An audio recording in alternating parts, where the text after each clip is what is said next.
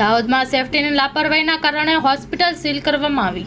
રાજકોટમાં ગેમ ઝોનની ઘટના બાદ દાહોદ સરકારી તંત્ર દ્વારા હોસ્પિટલની તપાસ કરતા હોસ્પિટલમાં સેફટીની લાપરવાહીના કારણે હોસ્પિટલને સીલ કરવામાં આવ્યું છે। દાહોદ પ્રાંત મામલતદાર, ફાયર, હેલ્થ ઓફિસર સહિતની ટીમ તપાસ કરી રહી છે।